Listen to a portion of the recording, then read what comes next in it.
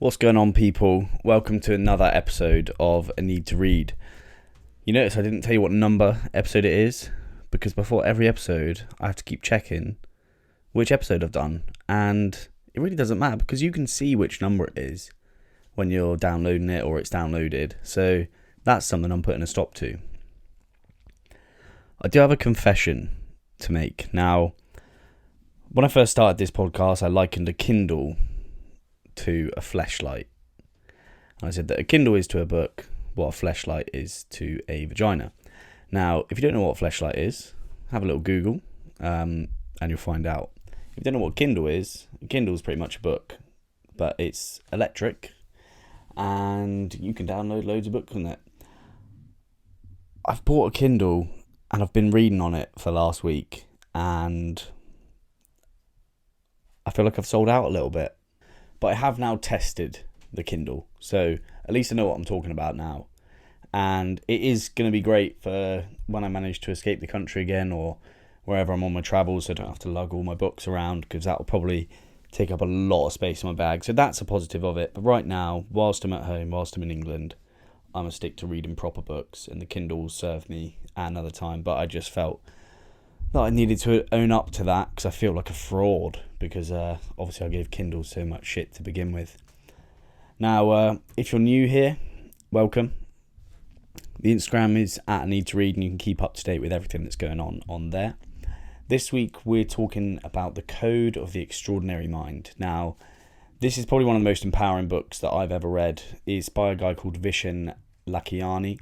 He's a Malaysian-born, Indian descent, resides in America / all around the world.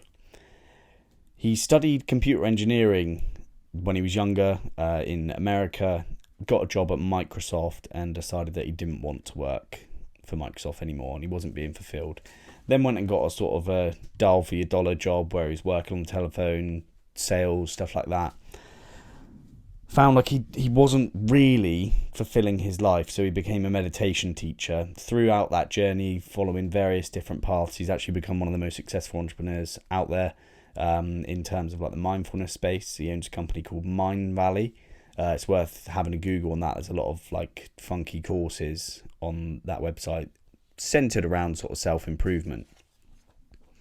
Now, the book, The Code of the Extraordinary Mind, I would firstly say that it is for everyone, but I know that there's going to be some people who might have their mind closed a little bit to this sort of line of thought. Now, the main thing in this book is that your brain is a really, really powerful tool. Now, I'm not going to come at you like I'm some sort of middle management at Carphone where like positive thinking is a powerful tool, but it's not going to get you out of every scenario, of course.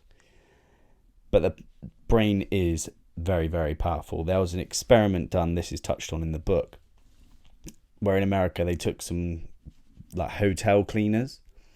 They told one set of the hotel cleaners that all of their work was essentially their exercise and it was enough exercise. And they told the other set of cleaners, the sort of control group, nothing. They just let them get on believing that their work was just their work and their exercise was something that they were missing out on. Obviously, being a hotel cleaner, you're smashing through all those rooms every day. I don't know how many hotel rooms you can clean in a day, to be fair, but it's probably quite a few. They were told that their job is pretty much exercise. What happened after about 8 weeks is that those that were told that their job was exercise started losing a bit more weight. They started to feel a little bit healthier. All it took was they labelled their work as exercise, so they were then feeling like they got enough exercise. So your brain is powerful. That's not something that's really up for debate anymore. I think everyone does sort of know the power of your mind now. There's a lot of stuff about mindfulness, and I'm glad that that's coming more into like Western culture, because it is a really powerful tool. Your boys actually just hit 63 days in a row and about 58 hours of meditation, not in that 63 days, by the way. And I feel like it's benefited me in terms of I feel a lot calmer. I feel like my creativity has gone up.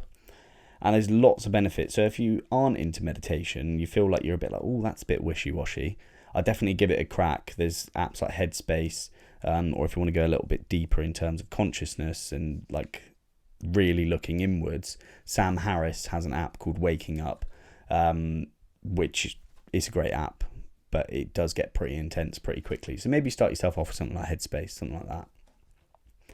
Now, back onto the book. Obviously, we've gone off on a bit of a tangent there. It's got loads of inspiring stories in there and loads of people who go against the grain. The whole idea that Vishen sort of tries to encourage is going against the grain, and that society hold us to a set of rules that essentially hold us back in a way. And he calls these rules brawls. So B, rules. And the B stands for bullshit. So the bullshit rules.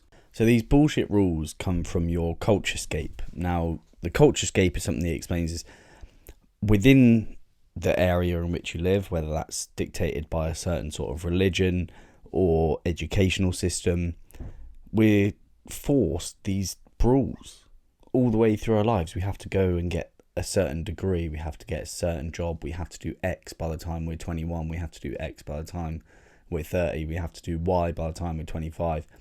There's loads of things that are dictated by society, which I certainly buy into the fact that they are bullshit rules. We're all individuals. We shouldn't just be given a set way to live our life and base our success based on what everyone else sort of thinks that is.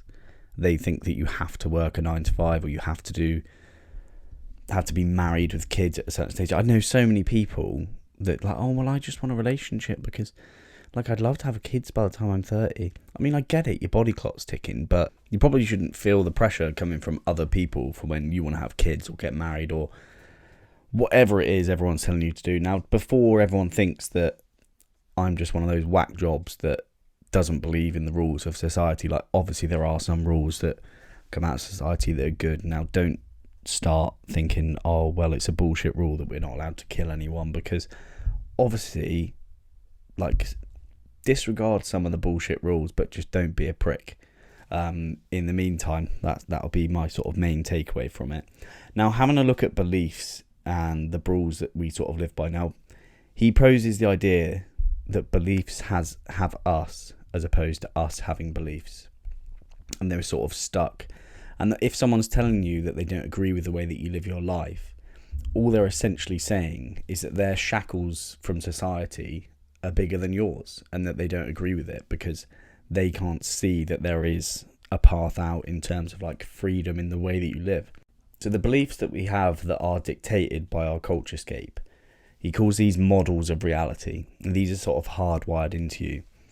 Now, on your phone, you obviously refresh your apps as much as the phone tells you to, which is actually pretty often. Whereas as people, we don't necessarily refresh ourselves that often and sort of just check if there's an up-to-date model in which we want to live by. So treat your beliefs a little bit like apps. Just have a look every now and then. Just be like, right, well, is this serving me well? Is this the way that I want to live? And do I feel that there's a better way that I could live? So if you're going to upgrade your system for living, like an app, like think about it how you'd search for a new app. Like, you got the discovery stage, like you can hear about a new way, then you research it, you have a look through so you're not being rash. Think about like the refresh rate that you have, so like how often are you going to change or quit, or as opposed to saying quit, think about it as just moving on from a certain set of beliefs that might actually just be holding you back. Now, once you've done all that, set yourself a little marker, like, right, in a month I'm going to check in, or in 2 months I'm going to check in and see how I'm getting on. Now that's the introduction to the book essentially, and there's a lot of inspiring stories where he's spoken to some of the sort of great minds of our generation, like Richard Branson, Elon Musk, Tony Robbins, people like that. He's got a pretty decent social circle around him. When he goes on holiday to like Fiji with Tony Robbins, or spends time on Necker Island, or just has a pretty casual coffee with Elon Musk. They say you're a product of the 5 people you spend most time with. So Elon Musk, Richard Branson, Tony Robbins, not a bad group really. I wouldn't mind being a product of those 3 people. Imagine it, you got Elon Musk's intelligence, Richard Branson's island, and Tony Robbins' fucking massive hands. It'd be sick. I'm sure there's a lot better things about their lives than that, but I'll take Elon Musk's brain over anything. Or maybe it's a bit too busy. Who knows? That's what I was thinking about. Would you swap it all to have Elon Musk's brain, or would you feel like it would be a burden to be that intelligent? That's worth a thought. But back to the book. There's essentially, this whole book is essentially a blueprint of how to live a better life. So I know I said at the start that this book will be for some and not for others, but if you want to come into it with an open mind and actually improve on your life, then it's definitely a good place to start, especially if you're kind of on the fence of whether you're want to live by the rules that society set you or not, essentially, and you want to lead a happier life on your own rules, obviously without hurting people. One of my favourite parts of the books, he actually teamed up with a guy called John Butcher, and he founded this thing called Life Book, and he says that there's 12 steps of your life, sort of 12 dimensions in your life that you need to be able to sort of have control over and make assessments on to improve your overall life. Now, to list those off, there's your love and your relationship. So, like, are you happy and single, or are you in a relationship and happy, or are you single and unhappy, or in a relationship and unhappy? Just check in on those. So, like, your social life as well, that's the second one. Do you have friends? Do you want friends? Do you want less friends? Do you want more friends? Financial. Is the financial side of life something that you really value highly? Have you got a lot of money and you're really happy? Have you got no money and you're very unhappy? Or have you got no money and you're pretty happy anyway? And you've got the quality of life. So are you doing fun stuff? Are you sort of going on holiday? Are you doing hobbies? You got health and fitness. Don't need to explain that one. Are you able to meet the demands of your environment? Would you prefer to be a little bit fitter? Your intellect, this is the big one. Do you read? Do you educate yourself? Do you feel that since you've left school or education that you've stopped necessarily moving forward and that you're lacking a little bit of that sort of continuous development? You got the emotional. Are you sad? Are you happy? Are you able to handle emotional situations? You got your spiritual life. Don't turn off the podcast, but are you meditating? Do you feel a sort of connection with the universe in a certain way? You've then got your career. Are you career driven? Are you not necessarily career driven? Do you get your fulfillment from elsewhere? And then you've got your character, which I would just put this down as like, are you a prick or not? It's always best not to be. So just try hard not to be one. And then you've got your family life. So like, do you have good sort of family around you? Do you feel like your family connections could be better? And then the final one is your life vision. Do you feel optimistic about the future? Do you have goals, and do you feel like you have a purpose? That's a big one. I feel like for a long time in my life, I didn't really feel like I had a life vision, as it were. I wasn't particularly optimistic about the future. I mean, I wasn't dreading it, but I wasn't excited to get up. I didn't really feel like I had oh God, now I sound like I'm really sad, but just not anything really to get up and go for. Not like you're not contributing what you want to do, especially if you sort of hold sort of relatively high standards for yourself. Do you feel like you're letting life get away from you a little bit and you feel like you could be doing a bit more? It's really interesting. Have a look at the John Butcher. If you type that in on Google, you can have a look at the 12 steps. He's actually teamed up with Vishen on Mind Valley and has got a course in there. I'm not selling it. It looks like it's probably a bit expensive, and I'm sure you could find it all for free on the internet, or you can buy this book and have a read around it. But essentially it's life mastery. It's how you can get a better life, and apparently John is living proof of the power of Life Book. On his website there's a picture of him at 29 years old and a picture of him at 49 years old, and weirdly looks absolutely no different. So I mean, if he's mastering these 12 steps and he looks the exact same 20 years later, hold tight Photoshop probably on that one, he's doing something right. Now, obviously we've spoken about the sort of rules of society and the ones that you don't agree with, and you decide on which ones you don't agree with. We're going back to the power of the brain. Now, there's a concept in this book called blisscipline, which is, not to insult your intelligence, guys, but that's the words bliss and discipline merged together. Now, a life of blisscipline is essentially one that's calm, you feel content, and you're essentially thankful for life, which is probably quite a nice way to be. Now, two big factors in this is gratitude and forgiveness. So gratitude, if you write down every morning 3 things that you're grateful for, now that could literally be how your coffee tastes in the morning, the fact that you slept well in the night, the fact that you didn't piss the bed. That could be something that's big for you. It doesn't matter what you're grateful for, however big or small. If you write down 3 to 5 things every morning, there's studies that show that will lead to 25% increase in happiness. Now, I'm not sure how happiness is quantified, but 25% is a risk I'm willing to take, and I've actually been writing down things that I'm grateful for a while. I'm big on sort of journaling and stuff like that, and it's definitely something that I would advise implementing for essentially anyone. Just 3 to 5 things every day, just write it down on the journal, write it down in the notebook. It takes pretty much no effort at all. It'll be less than a minute, and it gets easier as time goes on because you do feel like you're a little bit more grateful for things. Now, forgiveness as well. There is power in forgiveness, and I say this all the time, and it's something that does take some practice. But like, if you're hung up on something someone has said or something has done, you're only hurting yourself, essentially. The other person might not be bothered at all. You might be holding something against someone, and they don't even think about it. So who's the fool at the end of there? Now, my mum said this to me. Someone did something a bit shit to me last year, and I was talking to my mum about it, and she was like, well, how do you feel about person? I was like, yeah, feel pretty strongly about them. She was like, okay, so do you want to be right or happy?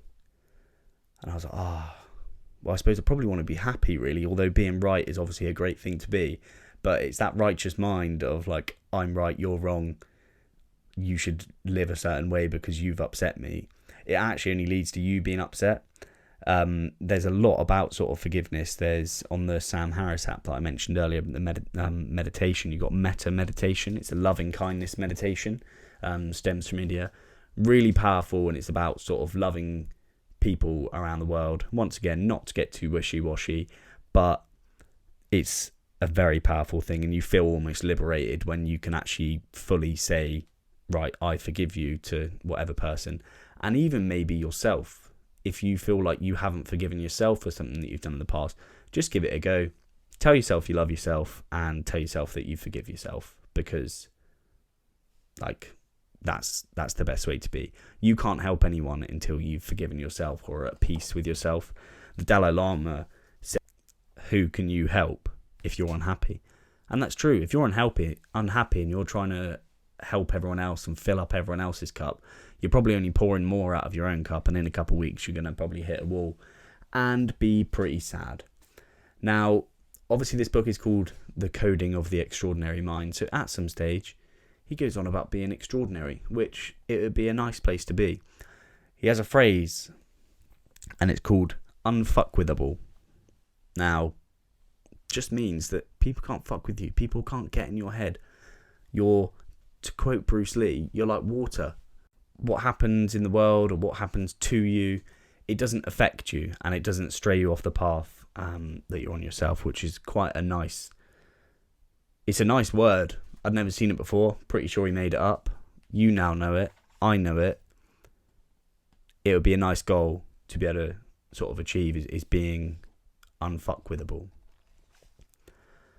Now, I don't want to ruin the book for you. I feel like I've explained quite a bit in there, but now at risk of me waffling on for hours about how good the book is and certain parts that I loved and certain parts that I liked, I just want to give you a sort of an overview. Now, I'm not going to say a brief overview because it's probably not going to be brief, but this is probably one of the most empowering books that I've ever read. The whole journey, you follow his life, and it's not in an autobiographical sense. It's just his way of storytelling, and he's been through it all. He's been through highs and he's been through lows, and he lists off all the jobs that he had prior to becoming the CEO of Mind Valley, his very successful business that he owns now, and being a successful author. There was a lot of jobs on there, and I was like, yeah, do you know what, my guy, I can relate to that. I've had quite a few jobs, or I've wanted to have quite a few jobs. My sort of passions previously have varied from day to day, and they still do. Whereas books, something that seems to be something that's quite consistent for me, there's definitely other things that I'm passionate about one day and not the next. And what you have to do is follow your intuition when a passion comes up, because it might just end up being your calling or your sort of quest in life. So when we're talking about that life vision earlier, on those 12 sort of dimensions of your life to improve, having a life vision goes alongside your quest or your calling.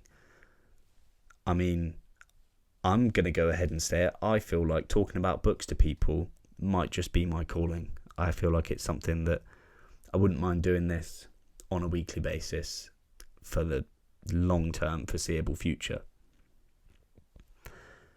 Touching on calling and quests. So for you, the listener, I've got 3 questions that might prompt a response, and it might prompt no response at all. But in the book, he touched on these 3 questions that help people find their calling or their quest and their sort of path to becoming extraordinary. So question 1 is, when have you felt heaven on earth? When have you been in a bliss sort of state of, do you know what, this is how I want to live my life? Now, the second question is, imagine you've got a magic wand and you can create this world for yourself. What does that look like for you? And the third question is, what steps can you do over the next 24 hours, concrete steps, to help you attain that goal or help you get to that vision? Now, you might not have had a response to those questions, but it might be worth revisiting them in 6 months, because there's no right time for you to have a calling or have a quest or find out what it is you want to do in life. It will just come to you, and you've just got to trust your sort of intuitions when it does and follow the passion when it pops up. Last year, I decided I wanted to be a jiu-jitsu photographer. So I followed it and I tried for a bit. Turns out I didn't actually want to be a jiu-jitsu photographer. I just wanted to be around jiu-jitsu, and I was injured at the time. But at least I've ticked something off that I know that I don't really want to do in life. And I've done that with loads of things. And I suggest that people do the same. I wouldn't want people to, let's use Vishen's wording, follow rules and not follow any sort of passion. You see people all the time, they make their own business and instantly these people are happier, but no one takes note of that. No one actually is like, oh, do you know what? Oh, that person has just made their business. They're following their passion. They're really happy. I'm passionate about this, but I suppose I better still go to work. Or I suppose I should just do what everyone else is doing. This book's going to give you the confidence to follow your passion or follow whatever your dream is, or try and find that out as well. Like, there's a lot of self sort of exploration within this book, which is really, really interesting. And it's the kind of deep work that I feel everyone needs to do anyway. Sit there with a notepad, if you're reading this book or you're listening to this book, and just write down whatever comes in your head, because you might be surprised. You might just have the best idea you've ever had. Now, quick overview. Be unfuckwithable. Live a disciplined life. This book is sick. I can't really criticise it. I wish I could. I can criticise the fact that I read it on a Kindle. I'd have preferred to have the physical book so I could draw all over it. But I had to write notes on the Kindle, which is a bit annoying. But yeah, it's definitely one that I'm going to recommend. So it's called The Code of the Extraordinary Mind, and it's by Vishen Lakiani. Have a look at Mind Valley on the old Tinternet. See if there's any courses that tickle your fancy. If there is a course that tickle your fancy, check out and see if you can get it free anywhere else, or if you can watch YouTube videos on that person, or buy their book. But yeah, great book. I was really impressed with it. He's got a new book out that's just come out this week called The Buddha and the Badass. I'm going to be buying that, and I'm going to read that within the next few weeks, and I'll be back for another review on that. Now, obviously, before we go, we got a little bit of a Stoic thought of the week. This has come back. This is actually coming from Daily Stoic. Last week, it was not from Daily Stoic. Can't remember what it was from, but last week's in the past. Doesn't really matter. If you really want to know what it is, go and have a listen to the previous episode if you haven't already. So the Stoic thought of the week this week comes from man like Epictetus from Discourses, his book. It says, "When children stick their hand down a narrow goodie jar. They can't get their full fist out and start crying. Drop a few treats and you'll get it out. Curb your desire. Don't set your heart on so many things and you'll get what you need. Now, we all know to want is to suffer. If you want too much, if you're greedy, you're never going to be happy. You're always chasing too much. So what this quote is about letting go. When you're trying to get too much from life, let go of a few things and happiness will ensue. I think that's pretty important. That's the end of this episode. Thank you very much for listening. Find us on Instagram at A Need to Read. Find us on Facebook at A Need to Read. Now, if you go onto the Instagram and you click on the little link in my bio, you can get a link to the book club that I'm starting from the 1st of July. And you can get a link to Goodreads where you can keep up to date with everything that I'm reading. If you don't have time to listen to the podcast and you want to check which book I'm reading, if you're going to be interested in the next podcast, have a look at that. Because then you'll see it all and you'll see everything I've read so far. And I even chuck a couple little reviews up there as and when I can be bothered, which I will start doing more. So go follow me on Goodreads, follow on Instagram, follow on Facebook. If you've liked the podcast, give it a share. Tell your mum, tell your auntie, tell your uncle. Get them into it. Let's make reading cool for everyone. Make it accessible and give everyone a little bit of time to develop their brains and make them bigger. That's been A Need to Read. Have a good one.